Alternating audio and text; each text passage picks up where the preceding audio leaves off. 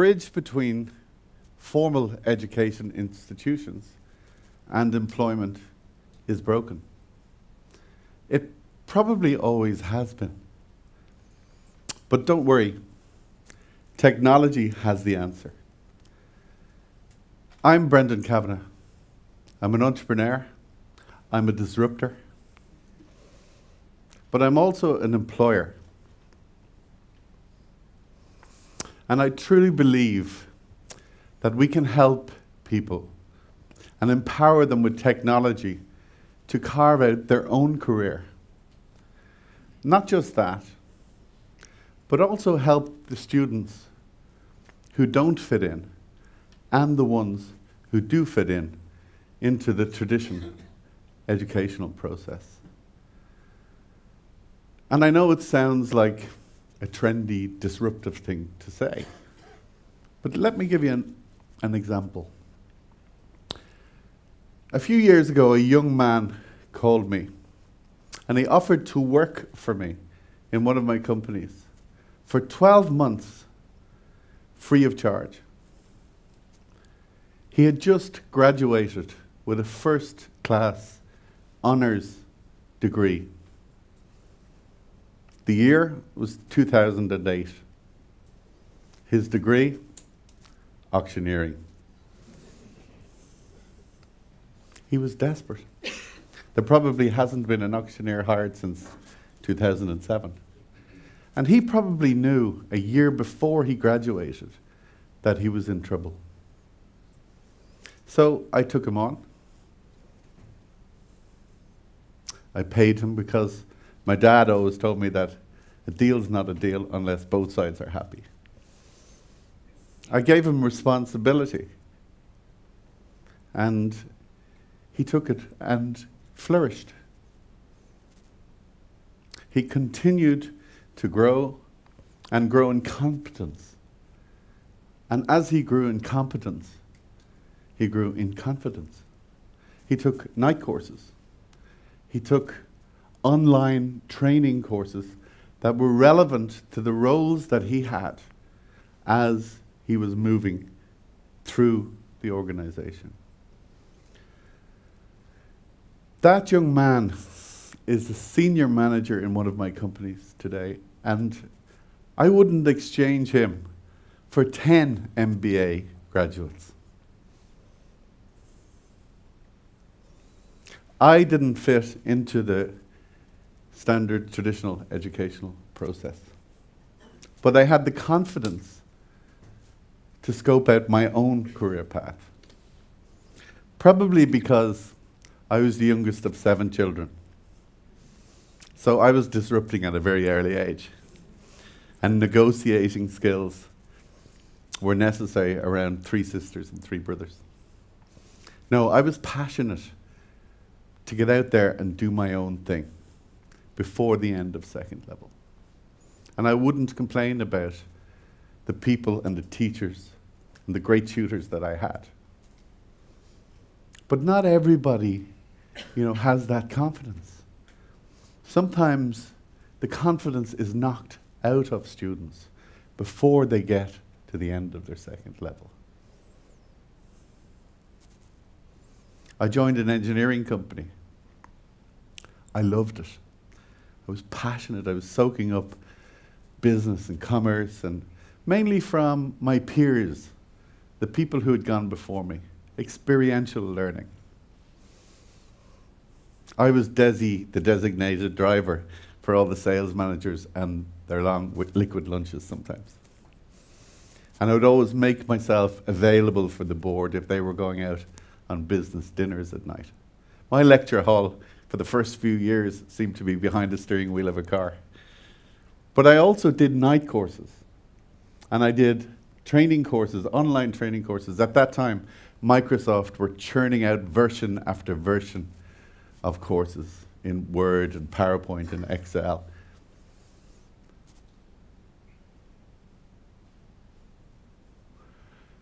I orchestrated a management buyout of that company at the age of 24. The same age as that chap was when he called me.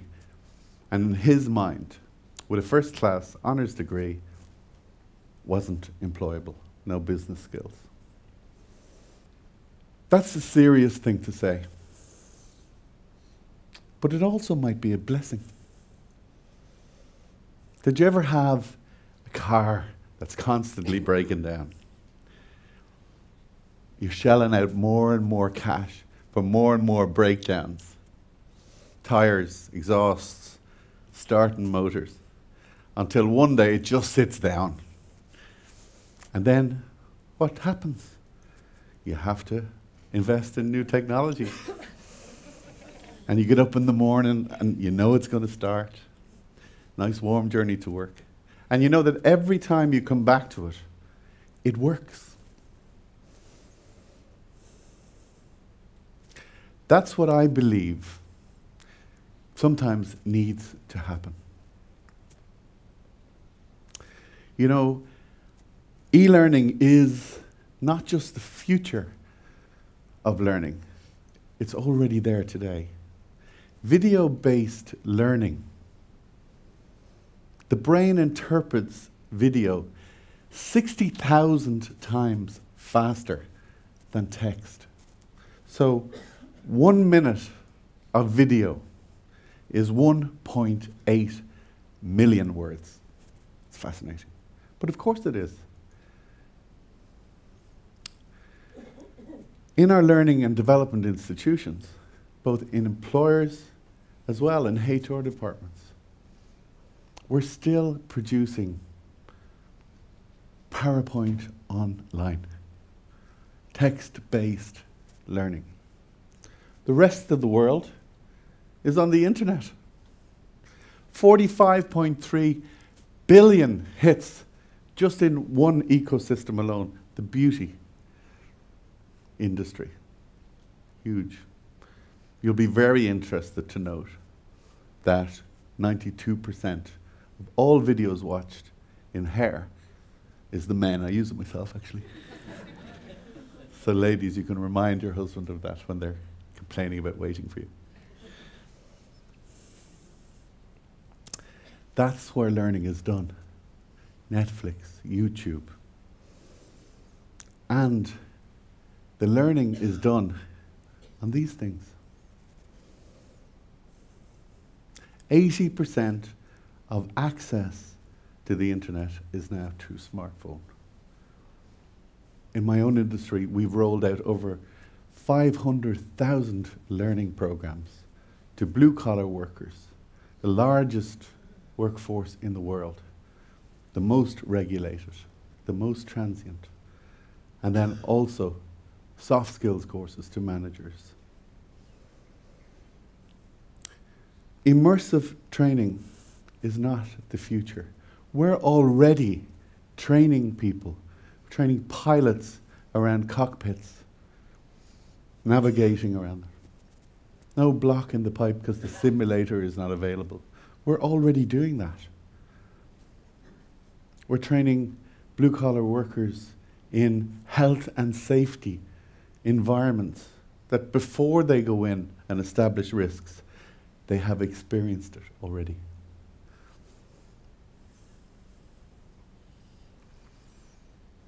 You know, from my perspective, I went on to grow 8 companies. I went to the east and found a country where I could develop 3D animations, motion graphics, all that sort of stuff. I don't say that to boast. I look at life in a unique way, but I believe everybody does, if they have the right support systems.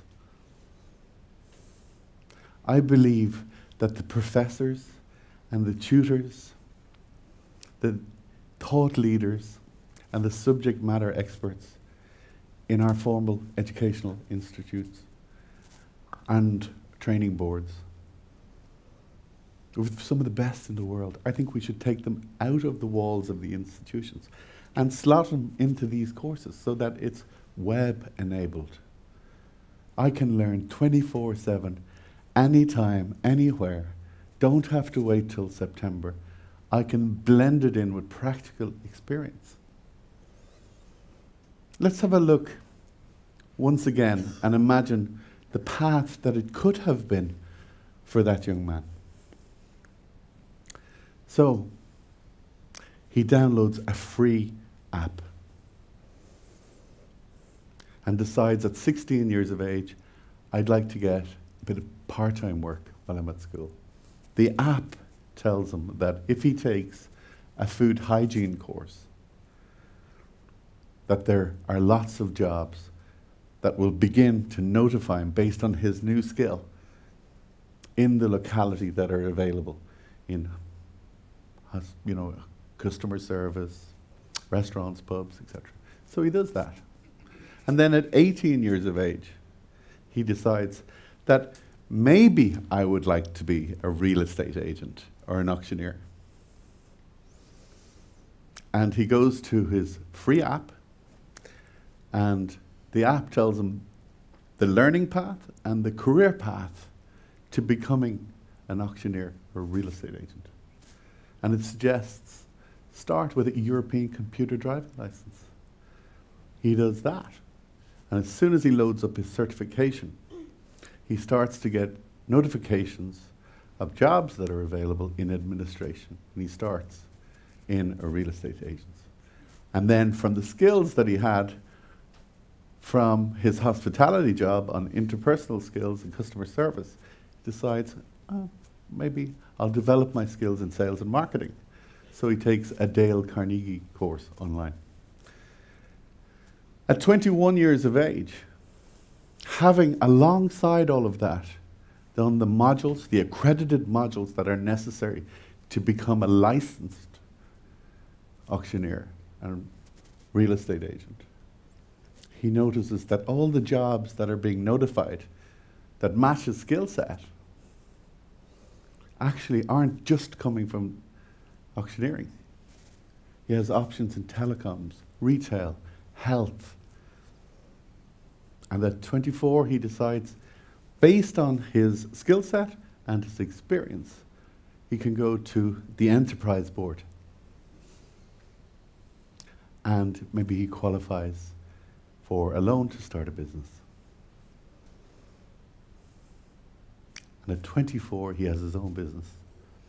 The same age as he was when he left university with a first-class honours degree and deemed himself to be unemployable.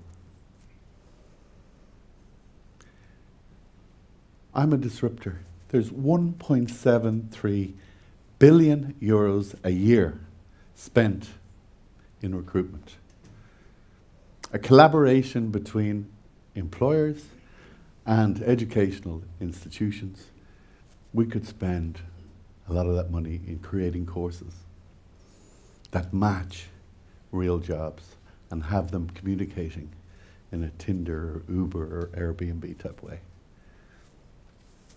Look, I'm not saying that there's going to be a revolution in education.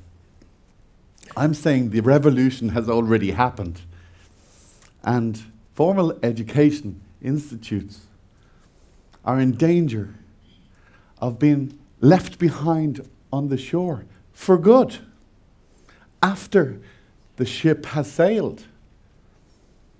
And ladies and gentlemen, that ship is technology. Welcome on board. Thank you.